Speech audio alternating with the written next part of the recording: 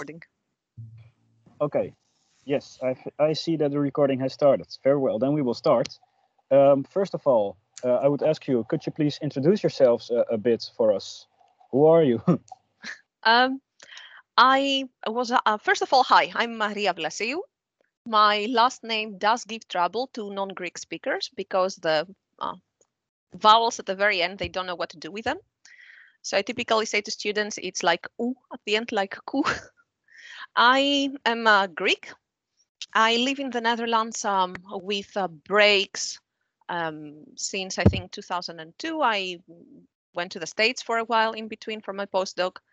I have been appointed as a full professor in the Department of Electrical Engineering, Mathematics and Computer Science at Twente on 1st of March. I'm really, really happy to join you. Actually, it was a wish to come and join. And at the same time, I work also for 80% at the University of Eindhoven. Okay, so you are actually not really from Enschede, but you are from Greece, right? Could you tell us something about that? Greece. This is a part of the slides that I prepared because I come from a city called Drama. And the name, I always find it fun, in particular for non-Greek speakers. You have only one association to the word. Well, a Greek speaker has also the city and they find it normal as a name, right? And it's where I dropped the pin. So it's at the north of Greece, just below Bulgaria. So we are virtually around here, about 2,000 kilometers from Drama, okay? And that's my city. It's the municipality, so the whole prefecture has about 60,000 people. The city itself, maybe 40,000. We are famous for having the biggest ratio nationally of cafeterias over people. So we do have a tendency to, go for a coffee, as we say, which means a lot of things in my language. I've put a few pictures. This is the lake, Natural Springs, which is approximately 5 minutes from my house. I was actually climbing this tree as a child. It's really, really leaning down, and it actually created extra roots there. In the prefecture, we have one of the biggest natural forest, protected forest. It's actually a UNESCO heritage site. So that's about 45 minutes drive. It's at the north, just below Bulgaria. This is the village of my mom. We have 2 natural caves, and that is in the village of my mom. It's one of the few caves in Europe where you have a subterranean river. We have a ski resort that's also half an hour. There is a daily bus, couple of daily buses going to the winter to that ski resort. I think I've been there 3 times. I've never had skis on my feet. I've never skied. I've enjoyed other people doing it, and I was holding a hot cocoa. So that's me and cold weather. I think I'm on your side with that. Thank you. I prefer the water and a warm summer. Okay, going faster, we have, yes, I do speak fast. A film festival. So that's the only short film festival in the country. There are other film festivals, but my town has the short film festival. Most cafeterias, we've covered that. Most cultural associations per 1,000 people in the country again. Most athletic clubs, although this club, it's one that was famous when I was a kid because we were in what you call Eredivisie, so Premier League. Now I think they are in the 4th or 5th National League, not doing well. Indeed, most wineries, and I know quite a few people that I did not tell them that went to Drama in order to make a tour of the wineries, many of them with European awards. This is the cafeteria that I was actually going when I was a teenager. So we have what we call a neoclassical style. We love the name. We love the name. We would definitely love the name even in English. And I typically say I'm not the only famous person from Drama. We have way more famous people. I'm just, just a university professor. This guy, though, is Vasilis Xanthopoulos. He was actually murdered. He was a professor in Crete. And he's famous in astrophysics for constants in his name, together with Sandra Ksakar. Okay, that was about my city. And of course, I click to the next slide. These are my kids. Yeah, I was actually gonna ask you about that also, but first about these wineries. Have you actually done one of those tours yourself? And can you recommend it maybe? Yes, you have. Yes, I have. That's a topic. I'm not fond of beer, and actually, when I came to the Netherlands, I don't smoke. I don't smoke at all. I don't smoke anything. Let's put it politely. and I don't like beer. And I had one of my friends being devastated, like, you don't drink beer, you don't smoke, you prefer guys. What are you doing in that country? But when it comes to wine, I did tour them all. And there is, so Lazaridis has its last name that I've just thrown, is typically a wine that every year gets a couple of European awards. So oftentimes, you visit people and you bring a bottle of wine. I will make the effort of importing one from Greece for friends. Oh, actually, that's really nice. I mean, we have this shop over here on Tweg that I really like, but it's not really impressive, I think, if you compare it with a local brewery. But I do believe that I like wine. I would not call myself anyone who knows anything about wine. Oh, Greece is a no wine. You know what? I definitely refuse to characterize myself as a connoisseur, and I don't think I am. But actually, I refuse to, even if I were be, if it would be some standard, you say, Maria knows wines, I was like, I would refuse the title because I find it a little bit pretentious, to be honest. I mean, if you enjoy it and you know what you like, that's all it takes. And whether you like this or that, I don't care whether it has a fruity taste or a nutty taste or whatever. You like it, that's all it takes. That's a very nice approach to it. By the way, let's go on with the questions because this slide is already on, and I would like to ask you: Are you married and do you have kids? I am married. I think there's a spoiler. that is definitely a spoiler. And the baby's Alexander. He's now 2 years old and 25 days. In the middle, we have Melina. Within 2 days, she's going to be 5.5. And the oldest one is Jason. He's now 7 years. And this was the last book that he got to get his reading diploma, apparently, something they do at school. He managed to get his reading diploma. Oh, yeah, he did manage to get his reading diploma. Jason loves numbers, adores numbers. He just, takes pen and paper in order to devise a puzzle, and he comes with a new puzzle that he has devised for me. But when there is an award, like a sticker, for example, he's all in for it. Their father is Dutch. I'm married to another Dutch professor. His name is Bert Zwart. We met when I was doing my PhD here, and we got married in the United States. Bit separate, like international trajectory. Nice. Oh, by the way, do you maybe think that Jason has a future in mathematics as well? Seems so. Will that go on in the family? I don't know what he's gonna do, but okay, I'm a mathematician. I say that in full understanding of the term. He's a really good in math. On the other hand, his work ethic could have been improved. So he started music. He loves music, but it was my hope. Music demands discipline. So it was my hope that he'll grab something of the discipline. But so far, numbers is his favorite thing. And whatever he wants to be, as long as he does it with passion, I'm happy.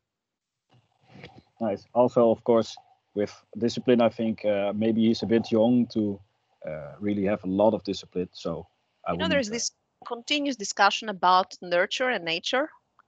And you have 3 kids, and of course they grow up in different circumstances, but as a parent, eventually you sort of start thinking about it, like how it works. There's a huge difference in the characters of my children. So I dare say, although they're very young, that it is rather easy to say that at this phase of their life, the daughter Melina is way more disciplined than the older one. So I agree with you. He's young to have, full scale of whatever we would understand discipline, but I do say differences are evident. All right. I will trust you with your judgment in this. But could you tell us something about your studies? Studies. Let's see. I do have slides. Studies. Yeah, good. So I studied in Thessaloniki. Thessaloniki is the second biggest city in Greece, and I come from Drama, so in the north, and Thessaloniki is in the north. That's an hour and a half about from my house. The Aristotelic University of Thessaloniki, that's the main building. That's actually letters. That's literature. And it's next to the Exact Sciences building, which is that. And doesn't look like that old architecture, right? Actually, true story. Bit different. And next to the street, big street, 3 or 4 lanes up, another 3 or 4 down, so noisy. Actually, that's a true story. The very first day that I went on campus, so you are 18, I don't know your experience, here is mine. I go for the first time alone to that big city, and a bus takes me to, the approximate area of the campus. So you walk around, I find the main entrance, and I enter there. So I go up, first person in front of me. Of course, the reception is nicely placed across the entrance. So I'm saying, hi, new math student, where do I have to go? So they take a map of the campus, the university, and they say, oh, your building is really, really easy. And he points precisely at the corner there. And he says, we've put you there so as for you to not disturb the mathematicians, the rest of us. Yeah. And indeed, as you see from the street, it is at the corner. You see here that there is no campus at the back, like empty space. That's the math building.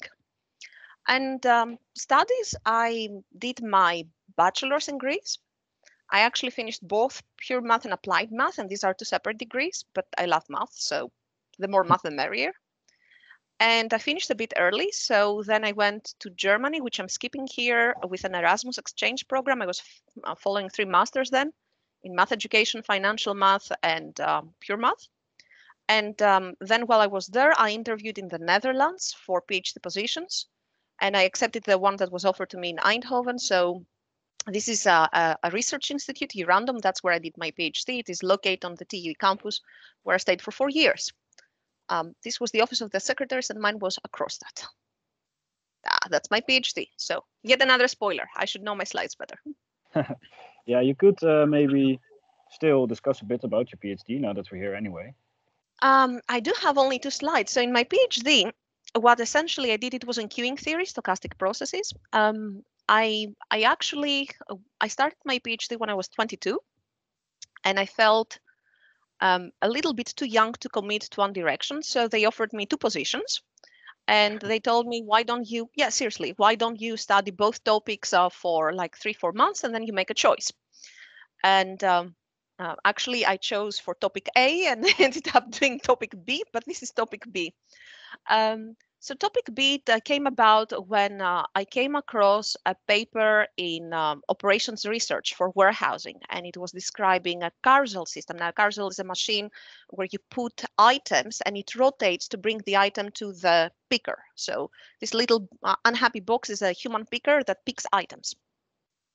And it has an advantage over warehouse systems like Amazon, where you have items on aisles, because your picker does not need to walk.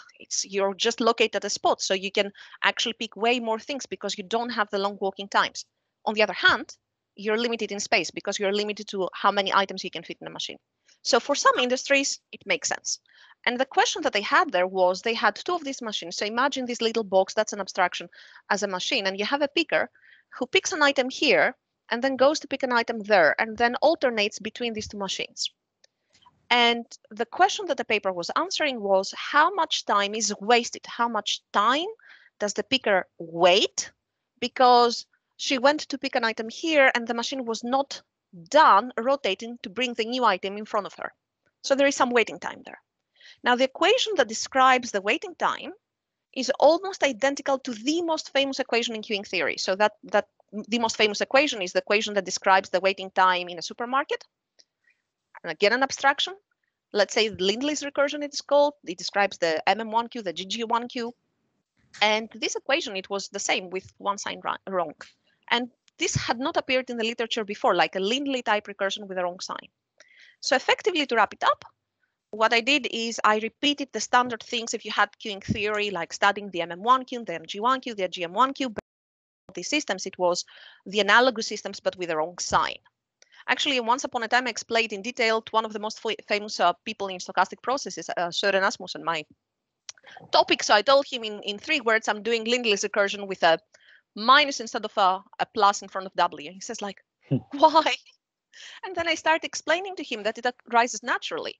And after that, not only was it the carousel systems, but I start seeing this alternating discipline, which gives rise to this equation everywhere. So this was a slide that I stole from my PhD defense, where I saw that actually my hairdresser was doing that. She had an assistant preparing the hair, like making them wet, combing them down, and then she would come just to cut, and she was alternating between 2 chairs. Cashier at the department, the canteen where I was having lunch. So it was a natural system, but it was not studied. And that's what I did in my PhD. Hope it makes sense. It does. Actually, I find it a bit impressive that it hadn't really been discussed that much before, really. 0.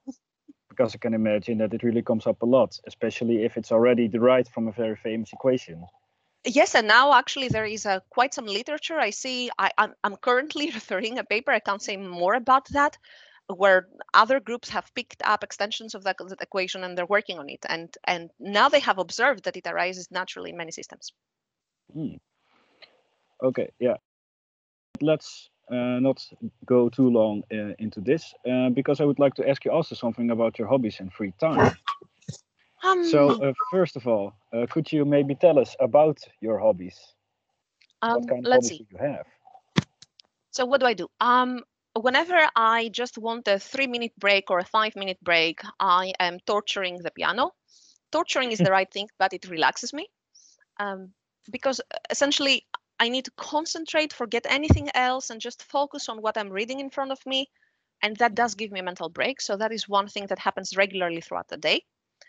Then But with late at night, torturing, do you also mean that you really study some new piece or something, or do yes, you just play what you know? no, Okay, always no, something new. yes. So it is rare that I will sit at the piano just to play through pieces that I know, that I've learned and mastered before. It is always the same procedure with me, that I grab the next piece and I am working through it. And once I bring it to a performance level, I leave it aside and then probably I'll pick it up 3 years down the road. So it is the process of actually mastering it meter by meter, measure by measure is the one that gives me a mental relaxation. It's more clearing my brain rather than producing music to a good level. That is what it offers me. Then late at night, I'm currently during the lockdown, I'm going through Sudokus, and that is a random thing because TUE, we got many nice gifts from employers during the lockdown, trying to make our life a little bit more cheerful. In particular, at the beginning was very stressful. So at some point, TUE sent a small box with Sudokus, and then I worked throughout the book, and then I started catching on my YouTube feed things about Sudoku, and then I discovered a YouTube channel, Cracking the Cryptic, and now I'm a fan. I'm watching it every night, and they have. I now developed a taste. It's like wines. I prefer the handmade puzzles because they have difficult logic than Sudoku books because they are very easy to do, no matter what level. I mean, this was like a 7-star or whatever, but automatically generated things eventually boils down to the same techniques. So Sudoku's late at night and a lot of books, a lot of books whenever there is time. Even, sorry guys, I know it's a public forum, but it's the truth. So even if you go to my toilet, you'll see a stack of books. That's what you do Oh in man. private moments. Yeah, okay, that is quite a dedication to reading, really. By the way, It's do you also still get any videos about Sudokus? Do you still study it a bit before making it, or are you now at the level that you have seen all of the handmade techniques? Sudokus are hard. Handmade Sudokus always have a different logic. It's not just a standard logic of, there are so many variations out there, thermal Sudokus, arrow Sudokus, sandwich Sudokus. Seriously, there are many variations.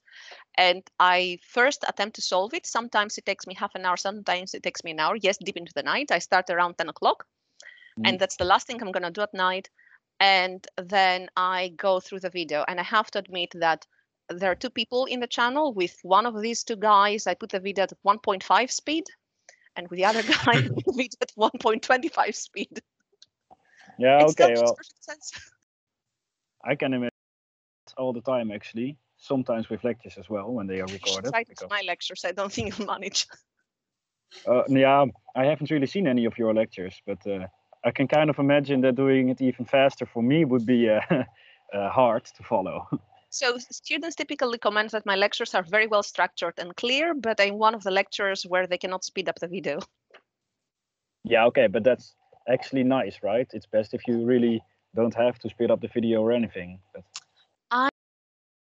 At the beginning of my career, observing the cultural difference of how speak I fast to what the country accepts, I did work through techniques to sort of bringing it down, and that is a little bit slower than my usual pace.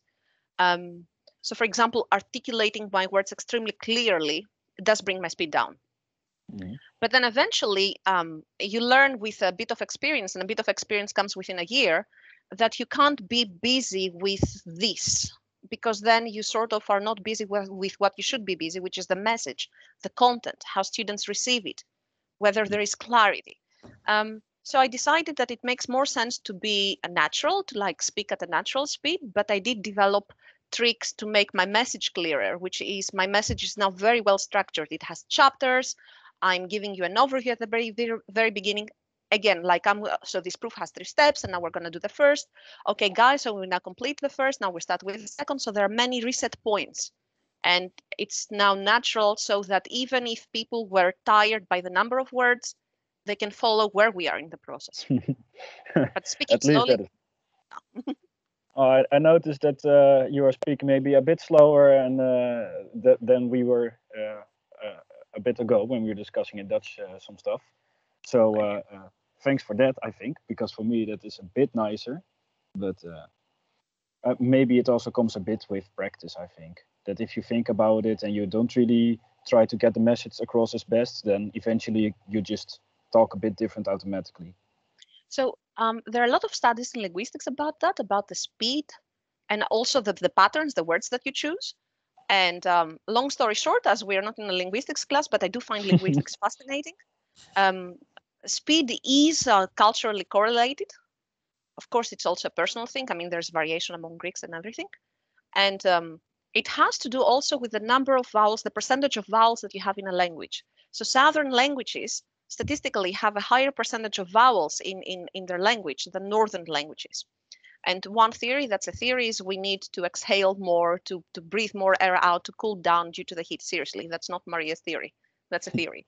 But vowels Pretty do cool. give speed. That is why Southern, in the south of Europe, take Italian, since we have an Italian on the board, they do speak faster than Dutch. Lavinia, you would agree? Yeah. Yes. I can also Yes. very I've heard many times people tell me that I sound very angry in Italian because I speak so fast.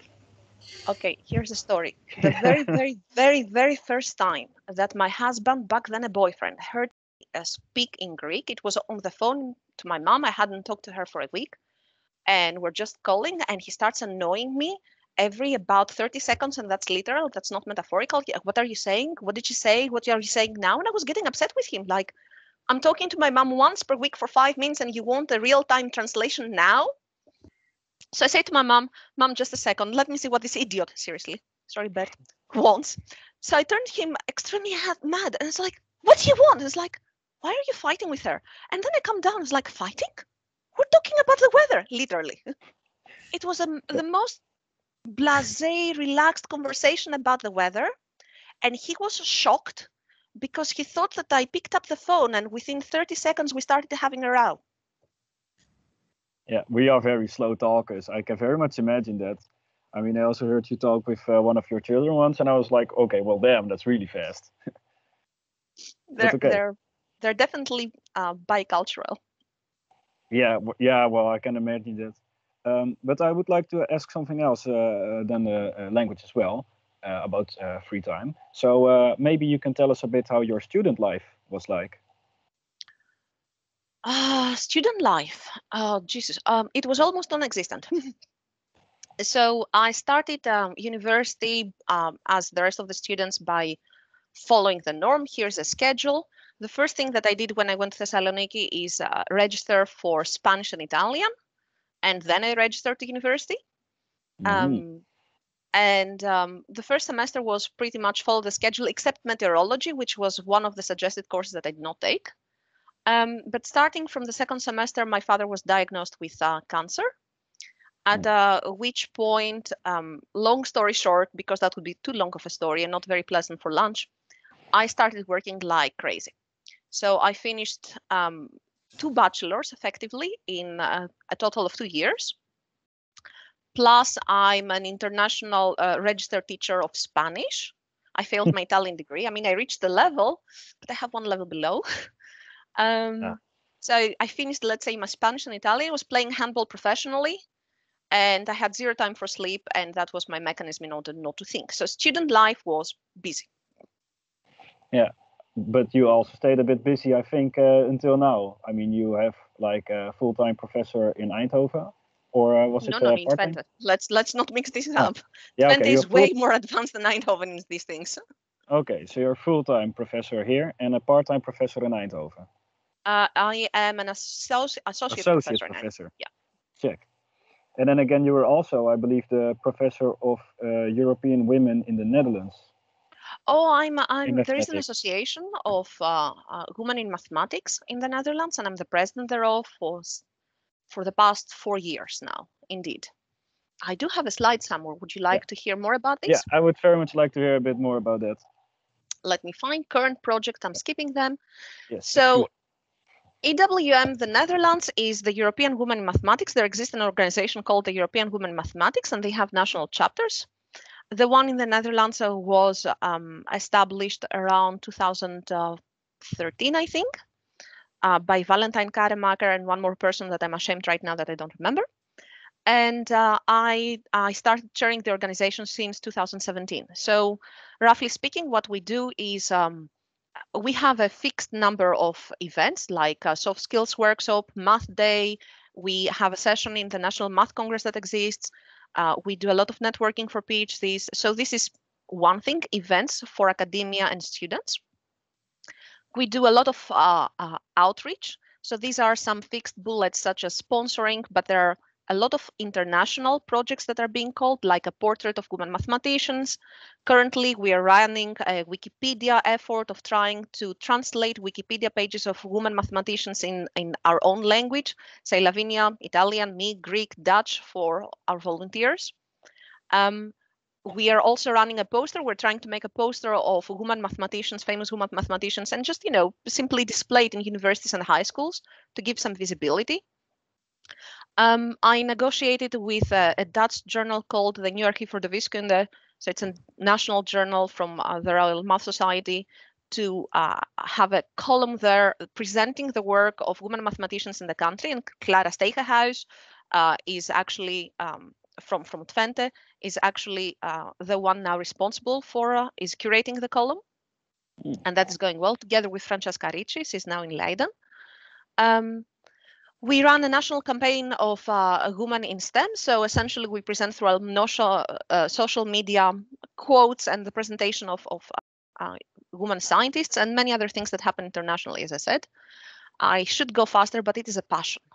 So no, you can take a bit of your time. There is a newsletter. You can all register, go to our web page, which, by the way, just got a bug. The domain host got a bug, so our web page got deleted, and we're not even allowed to put our backup back there because the backup might have a bug. So our web page looks horrible, but still you can register for the newsletter.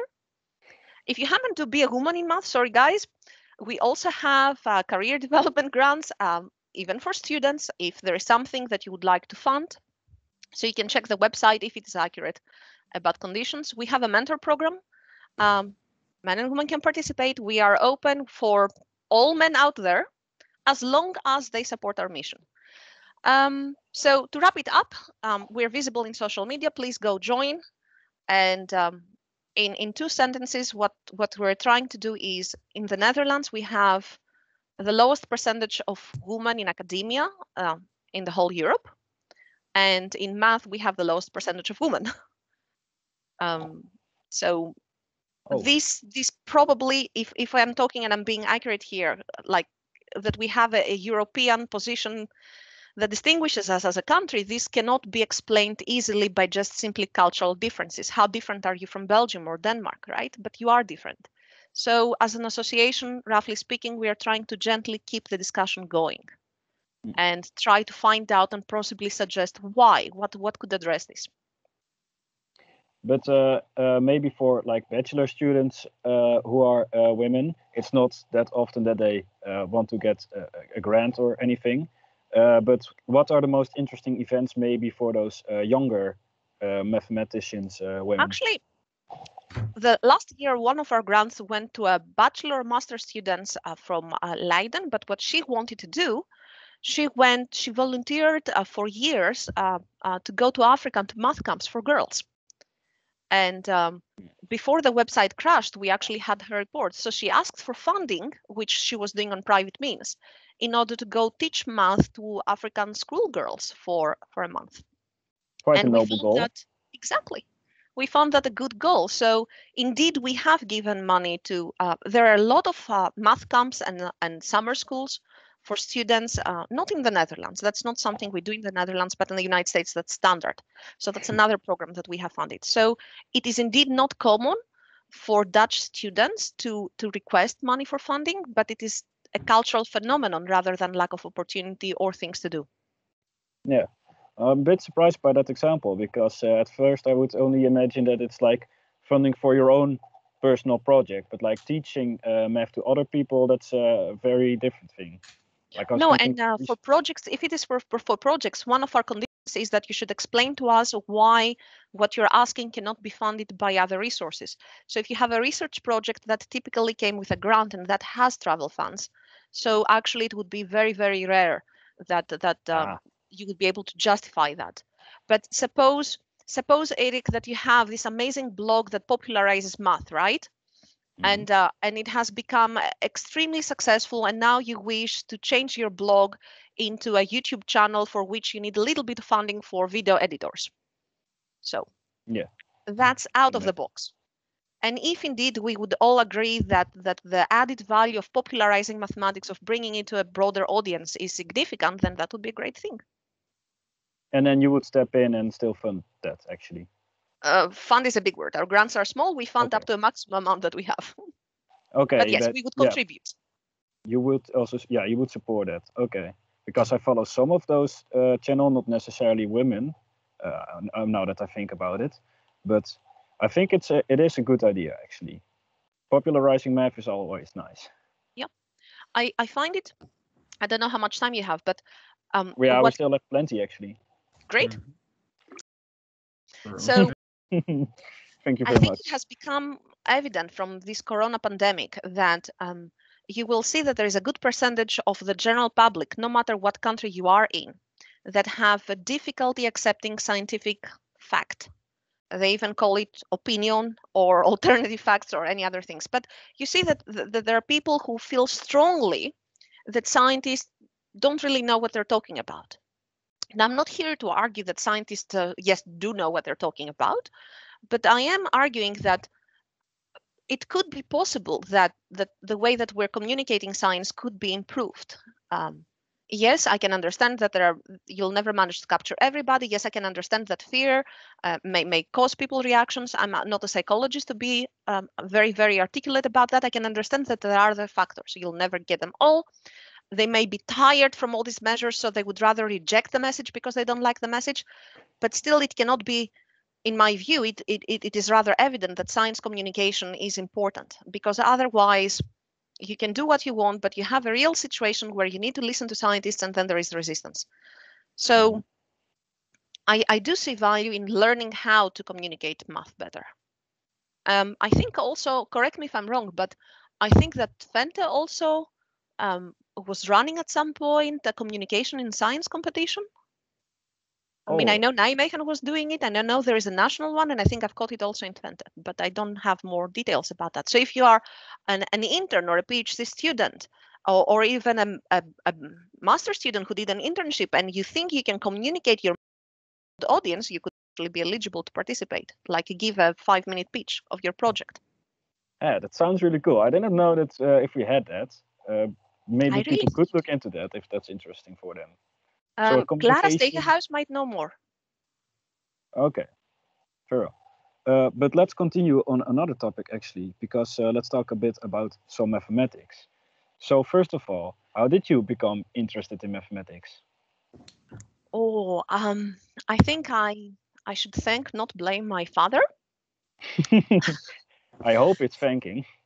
I do. I still feel grateful for it. I love math. So Dad had the habit of asking me just simple puzzles, and so age 5, 6 for sure, because I remember where this question was asked. You have 3 coins, and one is fake, and fake coins are lighter, and you have a scale like a balance, and you can only once me which one is the fake coin. Now that's an easy problem. Everybody has solved it by the time I was done speaking. And then he continued. Now you have 9 coins, and you can use the scale 3 times, or you have, I forgot how many it was, so 9 coins and 3 times is still a good problem. But let's say 12 coins, and you can use it 3 times, but you don't know if the fake is lighter or heavier. So he started by such puzzles, and he had this habit that he was apparently in his social environment mentioning that, oh, I've told my daughter this puzzle, and then he was gathering puzzles. People were actually telling him puzzles. So it was an almost daily phenomenon that he would come and tell me the newest puzzle that he heard. And for me, when I was 18, I wanted to become either a lawyer or a mathematician. And these are not very different things. I saw law as the path of putting logical arguments one after the other, with the toy being the laws, in order to achieve an outcome, which is convince somebody else about the fact that your client is innocent or your opinion or whatever. But law is arbitrary, and that does not work for my character. Like, I could not stand the fact that I could have a perfectly logical argument, and then somebody says, well, I'm not quite sure. I'm just like, math is absolute, and I love that. Like, you still have the logical arguments, but depending on your algebra, and that's the favorite statement of my 7-year-old son, 1 + 1 is usually 2. Usually 2. Oh yeah. Yes. I hope that's always the case. No, unless you're not. working with a very strange set. Depending on your algebra, not set, just Yeah. the algebra that you're using. Like an algebra, you have a group, you have a set, like let's say the integers, right? And then you need to throw an operator in there. I mean, the operator could be plus or times, as you call it, but it's better if you call it triangle, because if you call it triangle, then you don't associate it with a preconceived notion. And you can perfectly well build an algebra where 1 + 1 = 1 or 1 + 1 = 0. Oh yeah, that is true. Take the binary system. 1 + 1 = how much in the binary system? Yeah, then it will be 0. Yeah, and then, so then the one would go at the front, right? Hmm? So yeah. If you have like 1, 0, this binary system, then you don't put it in front, right? But yeah, but that's not the algebra. So you could have a system like a real algebra where you say 1 + 1 is 1 or 1 + 1 is 0. yes. So the binary system, leaving that as a side example, right? I'm very much convinced. But let's just let's so not depending go on the into algebra. Yeah. But what actually would be I would like to ask just a bit more about math. Just one question, because what is your favorite piece of mathematics? Other than the fact that I'm working in applied probability, which should be a big clue, right?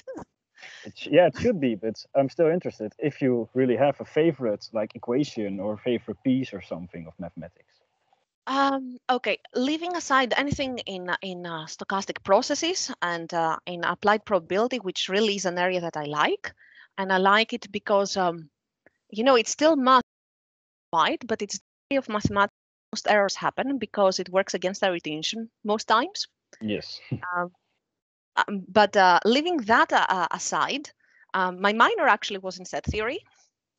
So I loved that. I loved the notion when I had learned as a student. So ordinal numbers, cardinal numbers, and then higher orders of infinity. And then you start with the infinity of natural numbers. Everybody knows that. And then you go to the infinity of real numbers. And then there's the continuum hypothesis. Like, is this the next cardinal number, or is there something in between, right? And the fact that this is a choice, but then so far so good. But then you start learning, well, there are infinite cardinal numbers. And then grasping that order of infinity, I had found it fascinating. So that area I loved, although I'm going a bit fast about everything that I liked there. So even now and then, have you ever heard about a game where the game is rather simple? You need to say a number. And my task is to just say, quote, a bigger number. And we're not 5-year-old kids, so it's not like you're going to say 10 and I'm going to say 11. That's not the game. But your number needs to be something that any reasonably trained mathematician should conceive as well defined. So you could, for example, tell me the number. It is a number, believe me, like BB20 from the Busy Beaver numbers, right? And that's a humongous number. That might be bigger than the number of molecules in the universe, right? Now, nothing stops you from saying BB21. So if you go into the BB category, I should find a different class. And that can be a very hard game to play. Nice party trick, though. It might also be a nice drinking game now that I think about it. And the number of the number that you say, you also have to drink. That number is bigger than the molecules of the universe. Yeah, you don't have that many beers, unfortunately. But let's see. For our case, now we are a bit lower on time than the schedule. If we also want to have maybe some audience questions and stuff like that. So I would like to ask you first maybe about your short, long-term goals. If you have any of those. I do have a slide about that. Yes, I do. Although they have been adjusted, so I actually was planning to tell you something about it. That's my agenda. I'm not planning to tell you anything about that. It's busy. Never try to call me randomly, like send an email. I'm sorry, it's the best way to reach me. Short-term goals. I took this slide from the presentation that I gave as an introduction to new staff when I started working at TUE in let's see 2000 and let's see, seriously, give me a second, right? So I did 2008 I started, right? So I gave this presentation probably at the beginning of 2009. Okay, that's a long time ago. Some time ago, right? And indeed, it looks funny, but they are serious goals. Like, for example, I had found that the social aspect of Dutch academia was not to my liking, and I wanted to sort of activate them to socialize more, achieved. I'm not very happy with the lockdown, as you see in this respect. Then I noticed immediately that there were cultural differences. Like, for example, Dutch people were so hesitating. Lavinia is smiling. She knows precisely what I'm talking about. Like, the Dutch people were so cautious about that everybody has had their cookie, and foreigners were just going there and attacking them and talking about the cookies. And we were even making fun and bringing that up because, I love this in a multicultural department, that you actually spot these tiny differences. And just naming them also makes people get over their discomfort with the fact that somebody else is doing something that you might view as a social, but for them it's absolutely normal. Then I was a beginning assistant professor, and that was indeed my life back then. And, achieved, these are trivial things. I can easily do these things in a semester now. I do my own manicures though. Bought a house, figured out electronic testing. Duh, we're in the COVID time. I mean, we can do that in how many ways do you want, right? And currently, I am trying to convince myself to go to the gym. It says a 6-year break. Probably I'm lying there. It's probably closer to 10 years. Seriously, though, I came to Twente because what appealed to me was the research lines that they were doing in energy and interacting networks, which is a strong theme in mathematics in Twente. And I am coming more from the side of stochastics, and I chose to go to the group that works with optimization because there is a natural overlap in my research, and I wanted to move to that direction. So I really, really am working towards merging my lines with the group that is hosting me. And from the hat, as you say in Dutch, of the president of Women in Math, I would like to have a little bit more clarity on the way that promotions go, at least until assistant professors. Let me leave a full professors out. But there should be some clarity. There are big discrepancies between universities, and that causes sometimes frustrations. And of course, it causes also mobility among universities, which is not necessarily negative unless you are the person who is forced to move due to the fact that you could not navigate the system. That does not feel very nice now. Do I have long-term goals? I mean, I know I have them, but I even wrote them. So I'm just leaving them there because that, my friend, talk to me after 10 years. I don't know if I'll manage it ever because I will continue being Greek. Keeping students motivated is a passion. I mean, I can talk about any math topic, but if my message does not get across, it's pointless, right? So making sure that students are activated, that's something that I'm always consciously busy with, and I try. I prefer lecturing live because I'm full of energy. You should judge based on this presentation how I'm doing online, but still live, I like the experience. I agree. I prefer it as well, live, a lot. You can actually see the body language and stuff like that, also with your students, of course. So it helps. It really, really helps. Like, you're saying a message, and sometimes it's so easy to read the class. Like, you see this polite attendance, but not this moment of clarity that they get it. So even though students might not actually speak, you see whether the message gets across. And that's something that you miss online, in particular when students, I don't know what you guys are doing, but most of them keep cameras off and only connect through a headset and not even with a mic. Yeah. Anyhow, That's we are all doing the best we can. Do tell me if there is time for more questions, ask. not a whole lot. So let's go a bit through it. Now we are a bit running out of time. So let's So just far move. in the chat, there are no questions. Could be. I'm telling you. Then I would like to ask at least one final formal question. Is there any piece of advice that you would like the audience to take home? For like students or for like the staff, or maybe separate pieces of advice? If you ever gave me that question and I forgot, fine. If I ever told you A, I'm saying B, fine. I don't remember, but let's see. So for students, the typical piece of advice that I give is spend time investigating your passions. Within mathematics, you don't have to love every mathematics. You might decide that one area is not for you and you just have to do it to get a degree. But if you like something and there is space in your program, also investigate one course which is adjacent so as to make sure. Students are oftentimes so busy with the notion of not wasting time, not losing time. And I'm telling my students, you're 20. So instead of finishing at 21 your bachelor's, you'll finish at 22. It's not the end of the world. Yeah. You'll still be working for 50 years for these things. Exactly. So spend a Maybe little then bit we're of time 49. Yeah. to investigate what you like. So that would be for students, I think, the best advice.